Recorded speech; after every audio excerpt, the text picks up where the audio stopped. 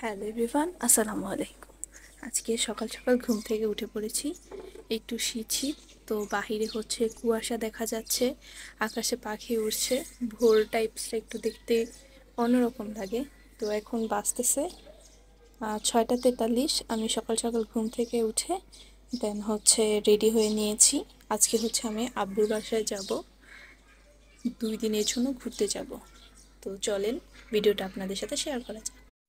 এখন যেহেতু নিজের একটা সংসার আছে, তো চাইলেই হুট করে যে কোনো জায়গায় চলে যাওয়া যায় না। একটা সময় আমি হয়তো সবার আগে রেডি হয়ে বসে থাকতাম কোথাও যাওয়ার আগে, কিন্তু সংসারটা আমার আম্মু সামলে তারপর আম্মু রেডি হতো। কিন্তু আজকে আমি কোনো কিছু না করলেও আমার বিছানাটা আমি নিজে গুছিয়ে রেখে যাচ্ছিলাম। এক কথায় আমি আমার রুমটাকে গুছিয়ে যাচ্ছিলাম, বাকি সব কাজ আমার শাশুড়িমাই করেছেন। তো এরপর বাহির অনেক ঠান্ডা, আপনাদের ভাইয়া বলতেছিল এটা পরতে, কিন্তু এটা অনেক ছোট হয়ে গেছে, তো যার জন্য আমি এটা পরতে চাচ্ছিলাম না। সো এরপর আমরা দুইজনই হচ্ছে ফাইনালি রেডি হয়ে যাই, বের হব। সকালে একটু হালকা পাতলা নাস্তা করে নিয়েছি, চা দিয়ে পাউরুটি খাওয়া শেষ করেছি। তো এখন হচ্ছে আমরা বাহিরে চলে যাব। দেন এই তো আমরা হচ্ছে বাইক বের করতে যাচ্ছিলাম।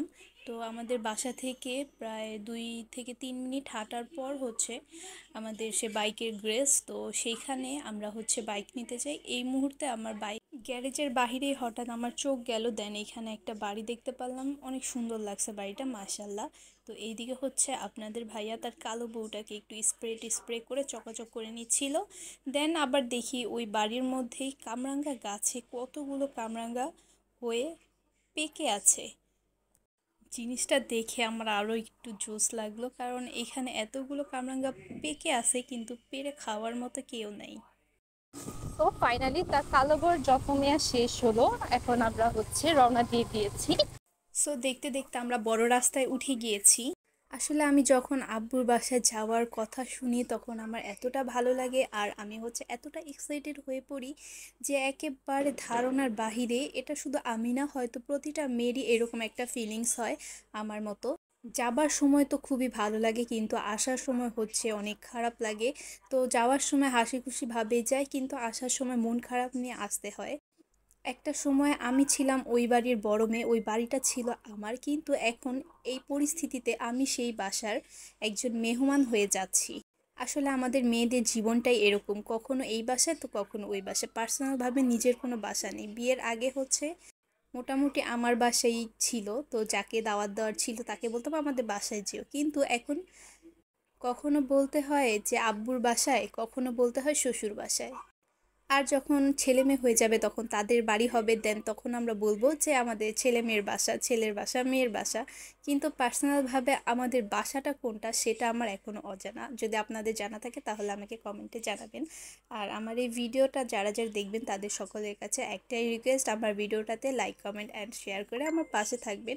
আপনাদের হচ্ছে ছোটোখাটো সাপোর্ট আমাদেরকে অনেক বড় উৎসাহ জাগায়। তো এই জায়গাটা হচ্ছে সাইনবোর্ডের দিকটায়। তো জায়গাটা আগে অনেক ভাঙাচোরা ছিল, কিন্তু এখন মাশাআল্লাহ অনেক সুন্দর হয়েছে, প্রায় ঢাকা ঢাকা একটা ভাইবস আসে। আর দেখতে দেখতে কিন্তু আমি আমাদের বাসার সামনে চলে আসছি। ওই যে দেখেন যে গ্রিন কালার বাসাটা, ওইটাই কিন্তু আমাদের বাসা, একদম মেন রোড থেকেই দেখা যায়। তো বাসায় ঢোকার আগে আমরা হচ্ছে সুইট নেশনে যাই। সুইট নেশনের জিনিসগুলো আমাদের কাছে অনেক ভালো লাগে, তো আমরা যখনই যাই তখনই হচ্ছে সুইট নেশন থেকে এক একটা জিনিস কেনাকাটা করি। আর হচ্ছে আমাদেরও বাসার লোকেরাও হচ্ছে পার্সোনালি সুইট নেশনটা অনেক পছন্দ করে, আর এই সুইট নেশনটা হচ্ছে আমাদের বাসার নিচেই। তো এরপর হচ্ছে আমরা গিয়ে সকাল সকাল এই নাস্তাটা করে নেই। দেন আমি একটু পাউরুটি দিয়ে খেয়ে নিয়েছি। তো এরপর আম্মুর জন্য একটা গিফট নেওয়া হয়েছিল, তো ওই গিফটটা হচ্ছে আম্মুকে সারপ্রাইজ দিব। সো এই পর্যন্ত আম্মু জানে না। তো এরপর হচ্ছে আমি গোপনে টেবিলের যত রকমের জিনিস আছে সবগুলো ছড়িয়ে দিয়েছি। তো আমার সাথে আমার বোন আমাকে হেল্প করতেছিল, দেন আমি জিনিসটা বিছিয়ে ফেলি। দেখতে মাশাআল্লাহ অনেক সুন্দর, পুরো লুকটাই চেঞ্জ হয়ে গেছে। আর হ্যাঁ, এটা কিন্তু আমার পেজে পাবেন, যারা যারা আমার পেজ থেকে নিতে চান আমার পেজটাকে ভিজিট করবেন। আমি আমার পেজটাকে স্ক্রিনে দিয়ে দিচ্ছি, তো যার যার ভালো লাগে আমাদের পেজটা ভিজিট করবেন। দেন এই মুহূর্তে আম্মুর মুখের যে এত জোস একটা হাসি ছিল, যেটা আমি হয়তো কোটি টাকা দিয়েও কিনতে পারবো না। সামান্য একটু জিনিসে আম্মু অনেক খুশি হয়ে যায়, নর্মাল যে কোনো জিনিসে। তো আমরা ছোট ছোট মানুষ, এখন আমরা কিভাবে হচ্ছে মায়ের মুখের হাসি বা বাবার মুখের হাসি ফেরাতে পারি, কারণ আমাদের তো তেমনভাবে তেমন কিছুই নাই। সাধ্য থাকলে, আমাদের যদি ইচ্ছে থাকে তাহলে আমাদের সাধ্য থাকে না, কারণ আমরা এখনও অনেক ছোট। তো এরপর আম্মু হচ্ছে আমাকে বর্তা দেখাইতে নিয়ে যাচ্ছিল, আমি হচ্ছে একজন বর্তা লাভার। আর হচ্ছে স্পাইসি জিনিসগুলো আমার অনেক ভালো লাগে। সো আম্মু হচ্ছে এখানে ভর্তা বানাইছিল, আমাকে নিয়ে গিয়ে দেখাচ্ছিল, দেন আমি হচ্ছে একটু ক্লিপস নিয়েছিলাম। আর এগুলো কিন্তু শুধু আম্মুর জন্য একা বানানো হয় নাই, এগুলো হচ্ছে আমার নানু আসবে, সো আম্মু নানুকে দিয়ে দিবে, তারপর আমি গিয়েছি আমাকেও দিয়ে দিয়েছে। সো দেখেন কতগুলো ভর্তা বানাইছে, এক বক্স ভরা ভরা ধরতে গেলে। তো এটা হচ্ছে আম্মু দুপুরে বসছে, একেবারে দুপুরে না সকালে বলতে পারেন, সকালে বসছে বানাইতে, সন্ধ্যা 6টা বেলা একা একা হচ্ছে সব কিছু মেক করছে। তো এরপর হচ্ছে আমি একটু খাবার খেয়ে নেই। আর হ্যাঁ, এখানে কিন্তু আমার একা খাবার না, আবার মনে করি না যে আমি এতগুলো খাবার একাই খাই। তো আপনাদের ভাইয়ার হচ্ছে অ্যাক্সিডেন্টের পর 1 মাস 1.5 মাসের মতো প্রায় হচ্ছে আমি তাকে খাইয়ে দিই।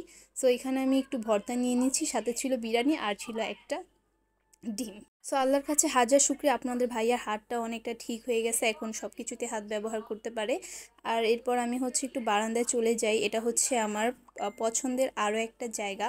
সো এখন হচ্ছে আমার বোনের পরীক্ষার কারণে ও বারান্দাটা যত্ন নিতে পারতেছে না। ওর এক্সাম শেষ হলে দেন আবার যত্ন নেওয়া শুরু করবে, তখন লুকটা আবার চেঞ্জ হয়ে যাবে। আমার ভিডিও যারা যারা দেখেন তারা অবশ্যই জানেন যে আমার বারান্দার লুকটা কেমন ছিল। তো বিজি হয়ে যাওয়ার কারণে আর জিনিসটাকে কেয়ার করতে পারতেছে না। এরপর হচ্ছে আম্মু রান্নাঘরে চলে যায়, আম্মু এখানে রোস্ট গরু, তারপর হচ্ছে পোলাও, দেন ইলিশ মাছ ভুনা, এই সমস্ত জিনিস তৈরি করতেছিল আমার জন্য। দেন এখন হচ্ছে বাটি নিয়ে আবদার করা হচ্ছিল। অ্যাকচুয়ালি এই জিনিসটা আমার অনেক ভালো লাগে, আর রান্নার শেষে টেস্ট করার মজাই আলাদা গরম গরম। তো আমি সবসময় আম্মুর সাথে এরকম করি, যখনই যেটা রান্না করে সবার আগে বাটি নিয়ে গিয়ে প্রস্তুত থাকি। তো এরপর হচ্ছে আপনার ভাইয়া চলে গিয়েছিল আমার ছোট বোনকে স্কুল থেকে নিয়ে আসতে, দেন হচ্ছে আমাকে ফোন দিয়ে বলতেছিল যে একটু সাদের এই সাইডটা আসতে, দেন আমি গিয়ে দেখি যে তারা এরকম ইত্রামি করতেছে। তো তারপর আমার বোন হচ্ছে আমার জন্য ফুচকা নিয়ে আসছে। আমার এই স্কুলের যে আঙ্কেলটা ছিল, আমি যখন স্কুলে পড়তাম তখন সেই আঙ্কেলের এই ফুচকাটা আমি অনেক খাইতাম। সো এখন আমি বাবার বাসায় গেলে আমার ছোট বোন আর মেজো বোন ওরা হচ্ছে এখন ওই স্কুলে পড়ে, দেন ওরাই হচ্ছে আমাকে এনে খাইয়ে দেয়। আর এই ভিডিওটা কিন্তু আমার 2 দিনের, তো 2 দিনের মধ্যে প্রথম দিনটা আপনাদের সাথে শেয়ার করতেছি, কারণ এবার ফার্স্ট টাইমের জন্য আমি 2 দিনের জন্য গিয়েছিলাম আব্বুর বাসায়। তো এরপর দুপুরে হচ্ছে গরুর গোশত, তারপরে কি বলে রোস্ট, এগুলো নিয়ে খেতে বসে পড়েছে। আর ওইখানে আমার বোন হচ্ছে কাঁকড়া বানানোর জন্য প্রস্তুত নিচ্ছিল, মানে কাঁকড়া আর কি রান্না করবে। আর আমি হচ্ছে কেক নিয়ে বসে পড়েছি। আমার ফুফাতো ভাই ছোট বাচ্চা, ও হচ্ছে কেক খাইতে চাইছে, ও আমার হাতের কেক অনেক পছন্দ করে।